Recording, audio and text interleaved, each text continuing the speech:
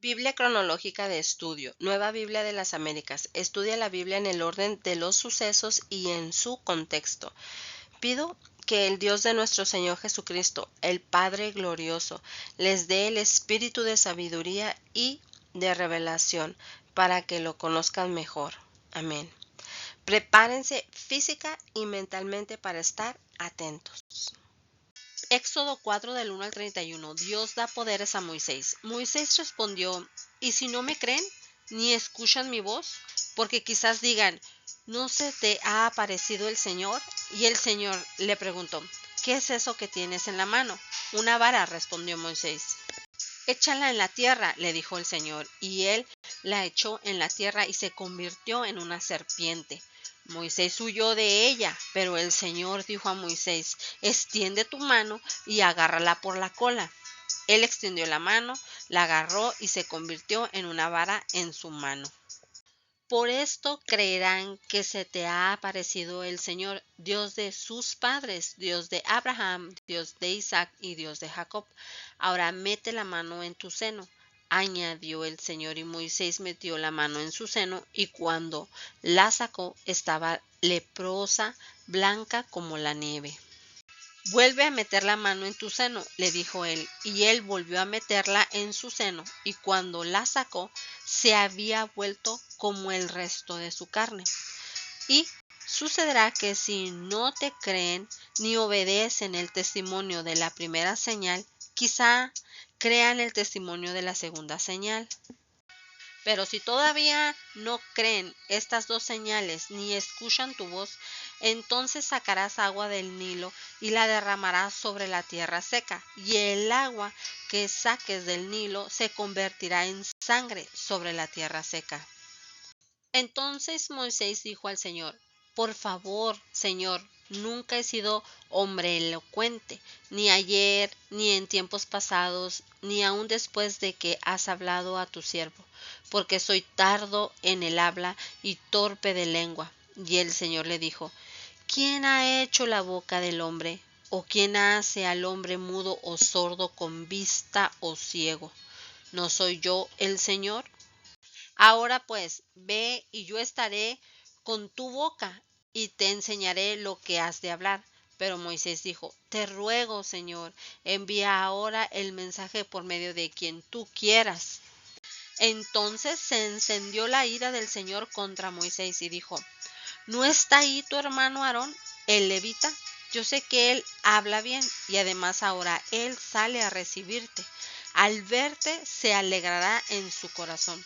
Y tú le hablarás y pondrás las manos en su boca. Yo estaré con tu boca y con su boca y les enseñaré lo que tienen que hacer. Además, Aarón hablará por ti al pueblo. Él te servirá como boca y tú serás para él como Dios. Y esta vara la llevarás en tu mano y con ella harás las señales.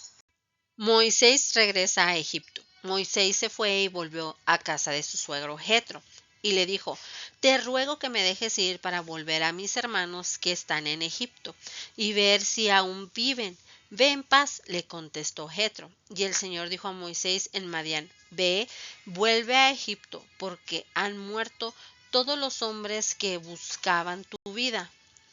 Moisés tomó a su mujer y a sus hijos, los montó sobre un asno y volvió a la tierra de Egipto. Moisés tomó también la vara de Dios en su mano.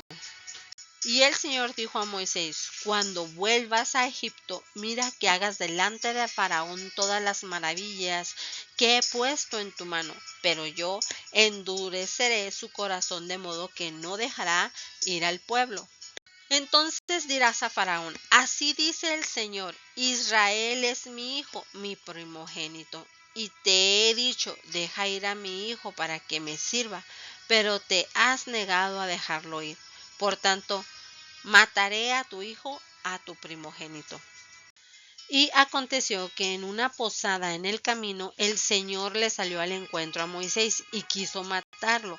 Pero Séfora tomó un pedernal, cortó el prepucio de su hijo y lo echó a los pies de Moisés y le dijo, ciertamente tú eres para mí un esposo de sangre.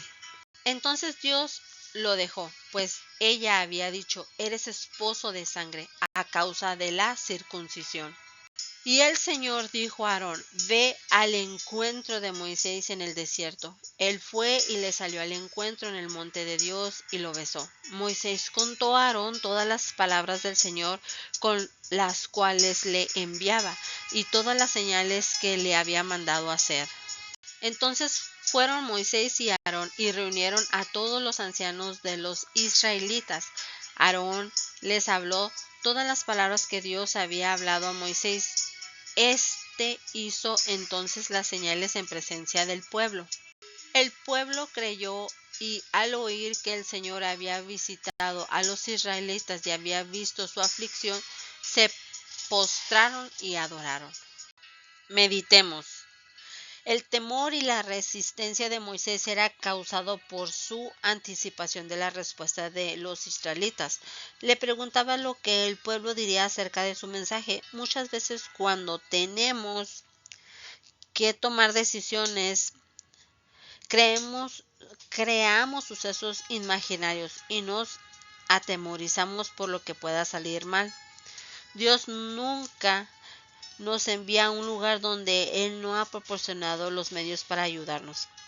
Vaya donde Él lo guíe, confíe en lo que Él dará y Él dará el valor, la confianza y los recursos necesarios en el momento oportuno.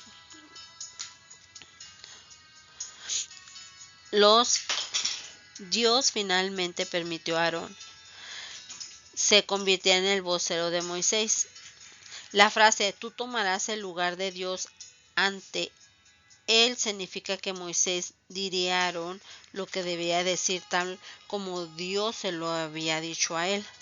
Moisés agarró fuertemente su vara de pastor cuando salió de Egipto para enfrentar el mayor reto de su vida. Su vara proporciona la seguridad de la presencia del poder de Dios. En medio de la incertidumbre, algunas personas necesitan algo para equilibrarnos y darnos la seguridad, para darnos seguridad en medio de grandes pruebas. Dios nos ha dado promesas en su palabra dejando ejemplos de individuos que han confiado en ellas. Para madurar nuestra fe debemos aferrarnos a esas promesas e imitar el ejemplo de los creyentes que se han confiado por completo en la palabra de Dios. Dios estuvo a punto de matar a Moisés. ¿Por qué no había circuncidado a su hijo? Porque Moisés no lo había hecho. Hay que recordar que Moisés había pasado la mitad de su vida en el palacio de Faraón y la otra mitad en el desierto de Madián. Quizás no estaba muy familiarizado con las leyes de Dios, ya que los requisitos del pacto de Dios con Israel en Génesis 17 posiblemente no se habían llegado a cabo por alrededor de 400 años. Además, muchos eruditos creen que la esposa de Moisés, al ser madianita, se oponía en la circuncisión. Ahora bien, Moisés no podía servir efectivamente como libertador de Israel hasta que hubiera cumplido con las condiciones del pacto de Dios. Y la circuncisión era una de ellas. Antes que Moisés avanzara más y su familia tenían que obedecer completamente los mandamientos de Dios. En la ley del Antiguo Testamento, no circuncidar a un niño era perder las bendiciones de Dios para uno mismo, para su familia. Moisés pronto aprendería que desobedecer a Dios era aún más peligroso que enfrentarse a un faraón egipcio. Porque fue Séfora quien efectuó la circuncisión, ya que Séfora era madianita y desconocía los requisitos de la circuncisión. Muchos eruditos creen que pudo haber sido ella quien persuadió a Moisés a que no circuncidara a su hijo. Así que si fue ella quien impidió que se hiciera el rito, entonces ahora tenía que ser ella quien lo llevara a cabo. También es posible que Moisés se haya enfermado por haber permitido la desobediencia, y entonces Séfora tuvo que efectuar la circuncisión para salvar a su esposo y a su hijo. Esta situación no fue muy agradable para ella, por lo cual encontramos su comentario poco halagador hacia Moisés.